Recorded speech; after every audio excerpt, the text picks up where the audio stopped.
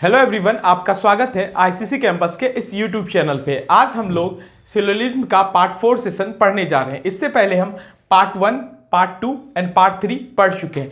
आज के सेशन में हम नया कॉन्सेप्ट सीखेंगे जो एसएससी और बैंक के रेलवे एग्जाम्स में इंपॉर्टेंट है। ठीक है, आज हम सीखेंगे अनसर्टेन का केस, अनिश्चित का केस होगा तो फिर वैसे एग्जाम्पल्स को हम कैसे सॉल्व करेंगे। ठीक है, तो ध्यान, अगर आप नए हैं इस वीडियो को देखने आए हैं तो पहले आप पार्ट 1 देखें, फिर पार्ट 2 देखें, फिर पार्ट 3 देखें, फिर पार्ट 4 देखें। क्यों? क्योंकि एक सीक्वेंस वीडियो को देखेंगे तो ज्यादा अच्छे से समझ में आएगा। तो चलिए हम एग्जांपल नंबर 9 से स्टार्ट। हाँ, अगर नहीं देखें तो वीडियो ऊपर आई बटन दिख रहा है, हम उस पर दे देते हैं, उस पर क्लिक करके, या तो हम लिंक डिस्क्रिप्शन बॉक्स में दे देते हैं, वहां पर क्लिक करके आप देख लेंगे। ठीक है, तो बहुत ही इंपॉर्टेंट चैप्टर है और हिंदी मीडियम वाले भी नोट करते रहेंगे। चूंकि आप ऑल है, ऑल को हिंदी में सभी कहते हैं, सम को कुछ कहते हैं। हम पहले एग्जांपल में हिंदी बता चुके हैं। ठीक है, तो आइए एग्जांपल नंबर 9 से स्टार्ट लेते हैं। एग्जांपल नंबर 9 में है ऑल स्टूडेंट्स आर पेंसिल। हम एक बार हिंदी बता देते हैं, सभी कलम पेंसिल है। सम पेंसिल आर मार्कर, कुछ पेंसिल मार्कर है। कंक्लूजन को हिंदी में निष्कर्ष कहते हैं। ऑल पेन्स आर मार्कर, सभी कलम मार्कर है। ऑल मार्कर आर पेन्स, सभी मार्कर कलम है। सम पेन्स आर मार्कर, कुछ कलम मार्कर है। सम पेंसिल आर पेन्स, कुछ पेंसिल कलम है।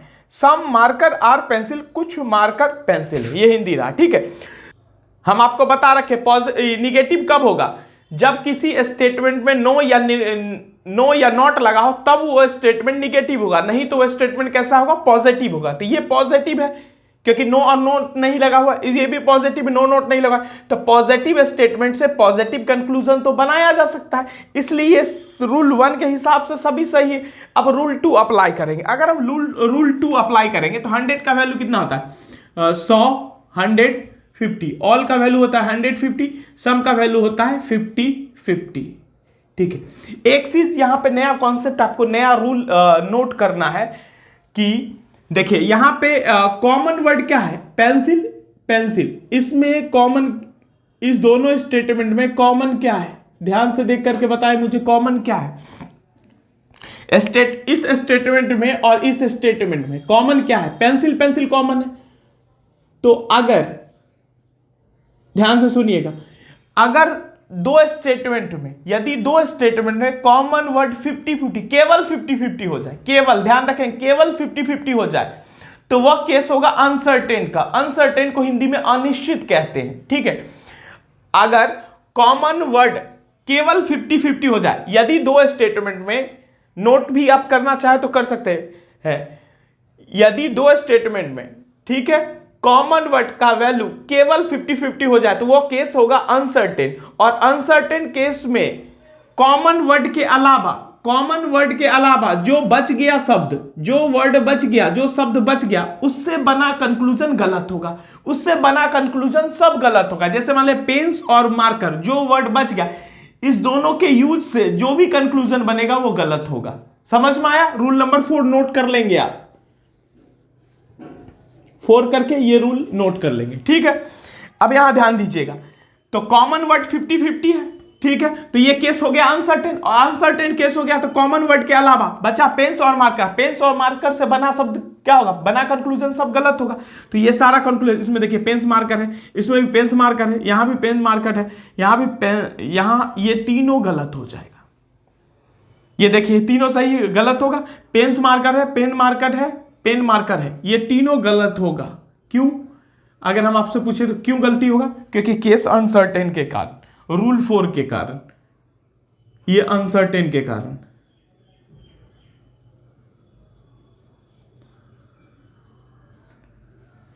अनिश्चित के कारण, यानी रूल 4 के कारण, रूल 4 के कारण। ठीक है, अब आइए, ये तीनों तो गलत हो गया।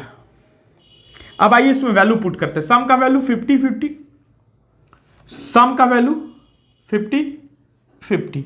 ठीक है, अब वैल्यू मैच कीजिए। पेन और पेंसिल खोजिए, किस स्टेटमेंट में मौजूद है। पेन और पेंसिल, इस कंक्लूजन को देखिए, पेन और पेंसिल खोजिए किस स्टेटमेंट में मौजूद है। पेन ये रहा, पेंसिल यहां रहा। ठीक है, अब वैल्यू मैच कीजिए। पेन्स 100 को 50 में बदला जा सकता है, पेंसिल यहाँ 50 को 50 में बदला जा सकता है। इसका मतलब ये कंक्लूजन क्या हुआ, सही हुआ। अब ये कंक्लूजन को चेक कीजिए, इस कंक्लूजन में दो ऑब्जेक्ट कौन कौन है, एक तो मार्कर है और दूसरा ऑब्जेक्ट क्या है, पेंसिल है। पहला मार्कर, दूसरा ऑब्जेक्ट क्या है, पेंसिल। खोजिए मार्कर और पेंसिल किस स्टेटमेंट में मौजूद है, ये रहा मार्कर, ये रहा पेंसिल, ठीक है। अब वैल्यू मैच कीजिए, पेंसिल यहाँ 50 है, 50 को 50 में बदला जा सकता है, मार्कर यहाँ 50 है तो 50 को 50 में बदला जा सकता है। इसका मतलब है कि कंक्लूजन आपका फिफ्थ भी ठीक है, ठीक है, समझ में आ गया होगा। चलिए अब हम एग्जाम्पल नंबर 10 की ओर आते हैं, ठीक है।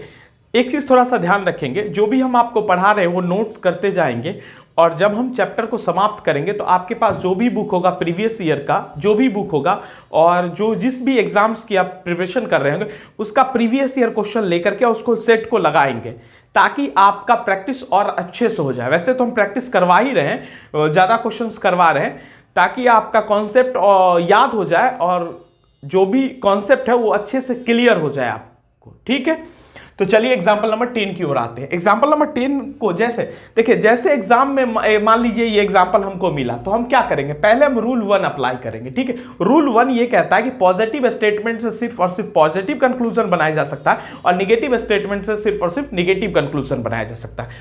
तो अब मुझे बताइए ये स्टेटमेंट कैसा है, पॉजिटिव है, ये स्टेटमेंट कैसा है, पॉजिटिव है। इसको हम अच्छे से पार्ट 1 में समझा चुके हैं। अगर कोई नए स्टूडेंट है और वीडियो को अभी देख रहे हैं तो ध्यान रखें, पहले पार्ट 1 देख ले, फिर ही आप इस पार्ट को देखें, ठीक, कंटिन्यू करें। ये पॉजिटिव है, ये पॉजिटिव है, तो ये पॉजिटिव है तो पॉजिटिव से पॉजिटिव तो बन सकता है, तो इसलिए रूल 1 के हिसाब से ये सभी कंक्लूजन सही होगा। तो अब रूल 2 क्या कहता है, वैल्यू को पुट करना। ऑल के लिए कितना होगा 150, सम के लिए क्या होगा 50-50, नो के लिए क्या होगा 100-100 और सम नोट के लिए क्या होगा 50-100। तो वैल्यू पुट करते हैं आप, सम के लिए 50-50, सम के लिए 50-50, ठीक है। अब अभी हम वैल्यू बाद में पुट करेंगे, पहले आप मुझे ये देखिए रूल 4 क्या कहता है। रूल 4 अभी जो हम लिखाए हैं एग्जांपल नंबर 9 में, कि यदि दो स्टेटमेंट में कॉमन वर्ड केवल 50-50 हो जाए तो वह केस कैसा होगा, अनसर्टेन होगा। कॉमन वर्ड केवल 50-50 हो जाए, देखिए यहां पर कॉमन वर्ड क्या है, स्टूडेंट स्टूडेंट दोनों कॉमन है ना। कॉमन वर्ड अगर 50-50 हो जाए, ये रहा स्टूडेंट, इसमें कॉमन है, इसमें कॉमन है, तो कॉमन इस दोनों स्टेटमेंट में कॉमन क्या है, स्टूडेंट है। अगर कॉमन वर्ड का वैल्यू केवल 50-50 हो जाए तो वो केस होगा अनसर्टेन। अनसर्टेन केस में होगा तो कॉमन वर्ड के अलावा जो भी वर्ड बचा है उससे बना कंक्लूजन सब गलत होगा। गुड और नाइस बना है, बचा है, ठीक है। अब देखिए कि गुड और नाइस से कौन कौन कंक्लूजन बना हुआ है। देखिए यहां गुड और नाइस यूज किया गया, गुड और नाइस ये गलत, ठीक है। यहां देखिए गुड, यहां देखिए नाइस यूज किया गया, ये गलत। दोनों यूज होना चाहिए, ठीक है। एक स्टेट देखिए गुड नाइस, यहां गुड यूज किया गया लेकिन नाइस यूज नहीं किया गया, तो ये गलत नहीं करेंगे रूल 4 के हिसाब से। यहां नाइस यूज किया गया लेकिन गुड नहीं यूज किया गया, तो ये गलत नहीं होगा। इसका दोनों का यूज करके एक कोई कंक्लूजन बना हो तो वो देखते ही गलत होगा, ठीक है। चलिए अब हम इसको रूल 2 के हिसाब से वैल्यू पुट करते हैं। ऑल का वैल्यू कितना होगा 150, असम का वैल्यू कितना होगा 50-50, ठीक है। अब हम रूल 3 के हिसाब से वैल्यू चेक करते हैं। चलिए हम वैल्यू चेक करते हैं।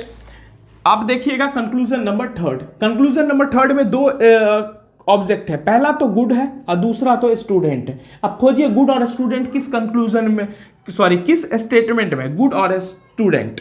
गुड स्टूडेंट देखिए, गुड यहां है, स्टूडेंट यहां है, एक लाइन एक स्टेटमेंट में है। ये वाला स्टूडेंट नहीं लेंगे, क्यों, क्योंकि इसके साथ नाइस है, गुड वाला स्टूडेंट लेंगे, ठीक है, गुड और नाइस ये वाला स्टेटमेंट लेंगे। अब वैल्यू मैच कीजिए, यहां पे गुड कितना है, यहां पे 50 है, 50 को 100 में बदला जा सकता है, 50 को 100 में नहीं बदला जा सकता है, 50 को 100 में नहीं बदला जा सकता, ये तो गलत हो जाएगा। 50 को 100 में नहीं बदला जा सकता है, तो ये गलत, इस हिसाब से 3rd कंक्लूजन गलत हो जाएगा, ठीक है। अब 4th नंबर में देखिए, नाइस और स्टूडेंट खोजे, नाइस और स्टूडेंट, इसको ध्यान दे, इसको नाइस और स्टूडेंट खोजे। ये एक ऑब्जेक्ट तो ये रहा नाइस और दूसरा ऑब्जेक्ट रहा स्टूडेंट। खोजे कि नाइस और स्टूडेंट किस स्टेटमेंट में मौजूद है। नाइस स्टूडेंट यहां मौजूद है। अब देखिए इसका वैल्यू 50, इसका वैल्यू 50, 50 को 50 में बदला जा सकता है, 50 को 50 में बदला जा सकता है। इस हिसाब से कंक्लूजन 4 सही हो गया। ठीक है, चलिए अब हम एग्जाम्पल नंबर 11 की ओर आते हैं। तो ये रहा एग्जाम्पल्स।